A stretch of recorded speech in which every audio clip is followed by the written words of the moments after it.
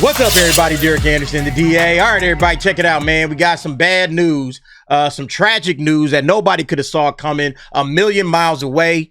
Disney has pulled a Star Wars movie from the 2026 release calendar. I'm stunned. You could have knocked me over with a feather. You know, can't believe that this happened to a Star Wars movie. Of all things, another Star Wars movie getting... I mean, it's just like Groundhog's Day, right? At some point in time, you think you just reliving a bad nightmare over and over and over again when it comes to Lucasfilm. Oh, and then it gets replaced by Ice Age 6. That's what gets its spot on the Disney release calendar, man. What a joke.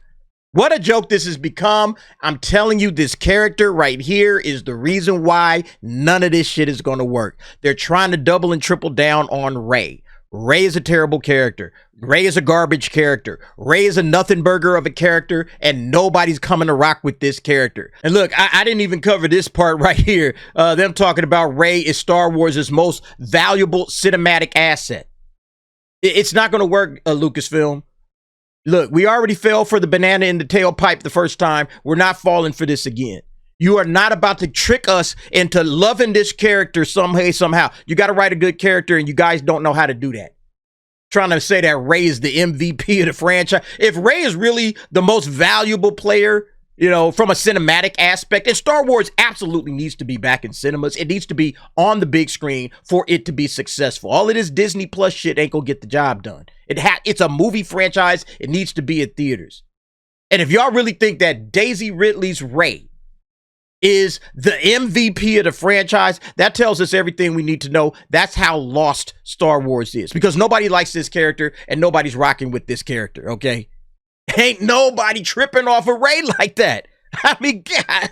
A few little girls that dress up in cosplay as Rey, maybe, but that's about it, okay? I'm sorry. Nothing against Daisy Ridley. I don't even know why we got to keep saying that, but we got to keep saying it. Nothing against Daisy Ridley. Sure, she's a lovely person. This character of Rey Palpatine is trash.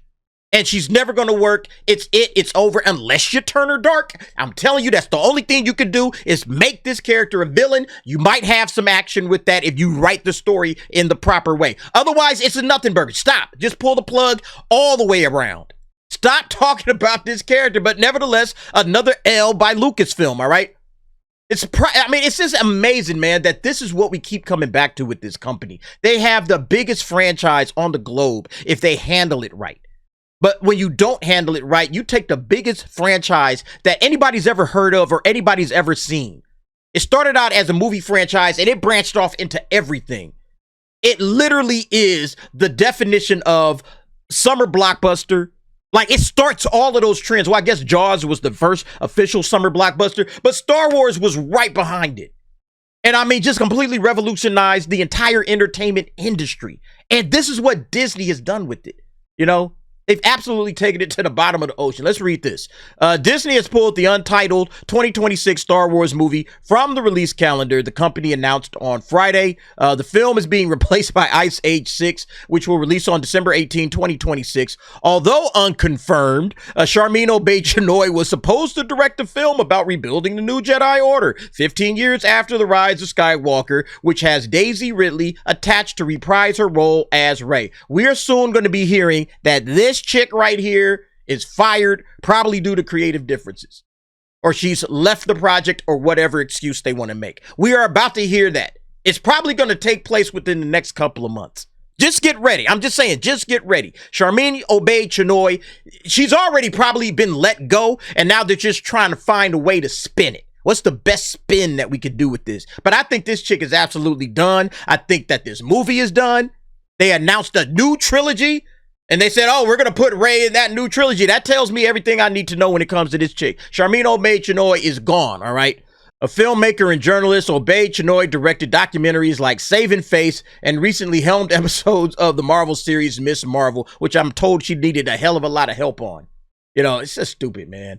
Her feature will be set the furthest in the future in the Star Wars timeline that we've seen in live action.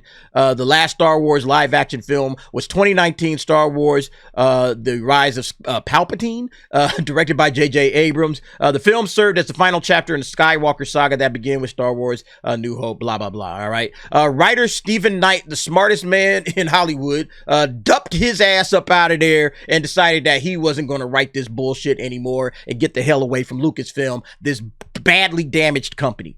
All right. I'm paraphrasing, of course. Knight joined the project in 2023, replacing screenwriters Damon Lindelof and Justin Britt Gibson, and on and on and on. All of the nonsense going on. Look, man, we don't have to keep going down the timeline. You guys know what's up. But at the end of the day, this is the problem. Sharmeen Obaid-Chinoy is a feminist. Rey is a feminist icon. All right. At least that's what they want her to be. All right. And then Kathleen Kennedy has her own little silly brain thinking that she's going to turn Star Wars into a female-only franchise or a female-led franchise. I got all of these women in the story group. I got all of these executives as women. You know, and then I got Dave Filoni, who is practically a woman. All right. You got all of these people basically destroying the franchise that was initially made for 12-year-old boys and for the male audience. They don't understand what they have. They don't understand how to make it work.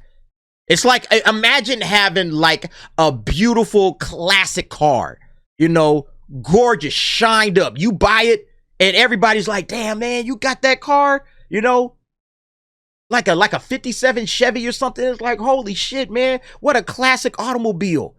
Holy smokes, man, you the luckiest man on the block, man. Damn, can I take it for a drive? Can you drive me around in it? I know you ain't got to drive it far, but man, just take me out on a spin. And then that dude don't know how to start the car. He don't know how to put gas in the car. He don't know how to tune up the engine. He don't know how to change the oil. And then when you look inside, the seats is getting all ratted up and everything. That's basically what Kathleen Kennedy is doing with a classic franchise like Star Wars. It's too ridiculous, man. To say that this idiot can't get a Star Wars movie off the ground, even the shit she's trying to do, she's fucking it up. She's trying her hardest to get this terrible character off the ground, and she can't do it. Because you have too much ideology baked into what it is you're trying to do, Kathleen. You got to just tell stories.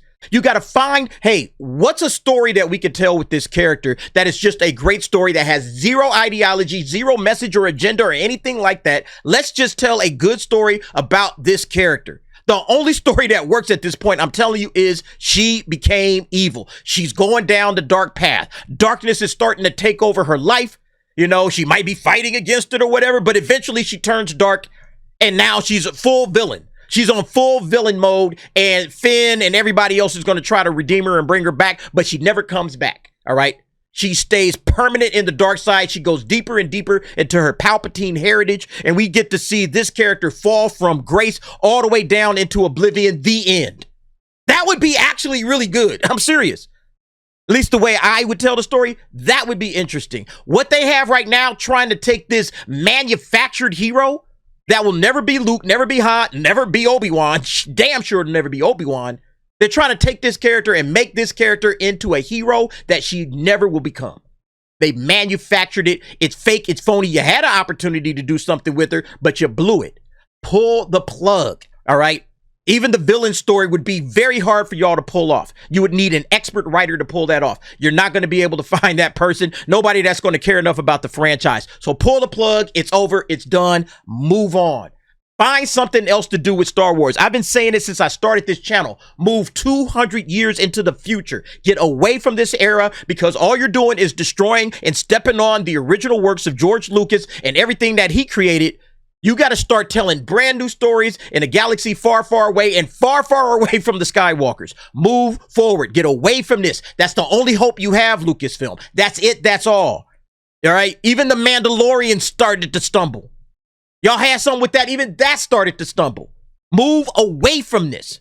Find something else to tell stories about in this galaxy. You can still have Jedi, Sith, Rebels, and Empire, but it cannot be in this era. You got to get away from it. You got to start telling unique and different stories. That's the only chance you got. Otherwise, Star Wars stays at the bottom of the ocean.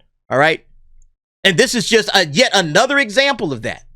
They are never going to get this shit right. Never. All right. I hope Elon Musk buys Disney one day and, you know, make Star Wars great again. Anyway, what do y'all think about this situation? I already know what answers I'm going to get, but hey, surprise me in the comments. All right. Give me something interesting to read. All right. You guys let me know what y'all think. Jump down in the comments. Give me your thoughts and opinions on that. Thanks for watching. See you next time.